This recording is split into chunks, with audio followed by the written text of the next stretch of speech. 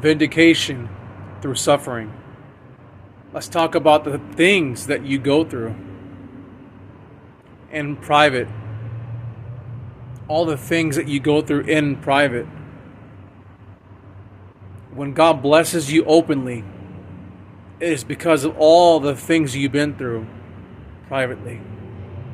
And some of the stuff you've been through was public. Sometimes we're going through it so bad that words cannot even describe the kind of disappointment, the kind of frustration, anger, being attacked, being monitored, everything being thrown at you to destroy you. That's hard. It's beyond words. The suffering is tremendous. And you feel crushed. You feel so crushed. It's almost like you're crawling towards the finish line because you don't want to give up.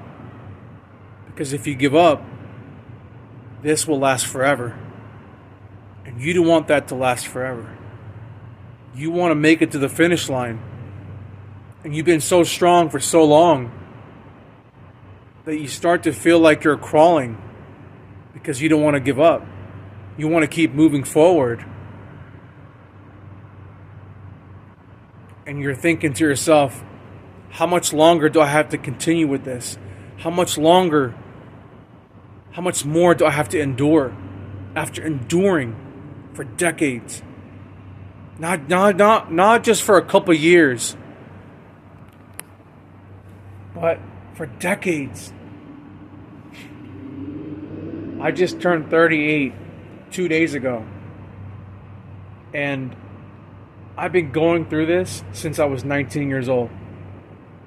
It's not just a little walk in the park. For some people, man, it's really hard. I felt shackled down. But there's a reason for everything. There's a reason for why we go through the things that doesn't make sense in our lives. It's hard to believe that God is there for you when you always believed in Him, and then you always get turned down. You always get let down. And you're thinking to yourself, if God's really there for me, why am I experiencing life like this? Why am I believing in something? And every time I believe it's going to happen, it doesn't happen. That crushes your soul. It crushes your spirit. And especially the kind of circumstances and the kind of people that you're dealing with while you're trying to fight for your future. Because I know what that feels like. I feel like I've been in prison. I feel like I was shackled down by the wrong people, the wrong environments, the wrong situations. Here I am crying out to God, thinking to myself, God, please come through for me. I know you're there for me, because if you've done it for other people, why would you not want to do it for me? That's what really kept me strong. Is knowing that if God can do it for someone else, why would He not want to do it for me? Why would He not want to do it for you? There's times in your life where it literally feels like God has abandoned you. But that's part of the journey. That's part of the process. And that is something that most people cannot handle. Vindication through suffering, through hardships, through losses, through failures, through disappointments. All the things in your life that nearly destroyed you. And you're thinking, how is this helping me? How is all these things that have tried to destroy me is helping me and building me? How was that? See, that's the human experience. That's the human logic. Don't go based on your own understanding, because if you do, you're going to lose your mind. The enemy is trying to throw so much at you. So much at you. He's making you try to lose your mind. It's like it becomes insanity to keep believing in something that you don't see, which is God. It's hard. I know it's so hard to believe in God. I know, because you don't talk to him like a person does.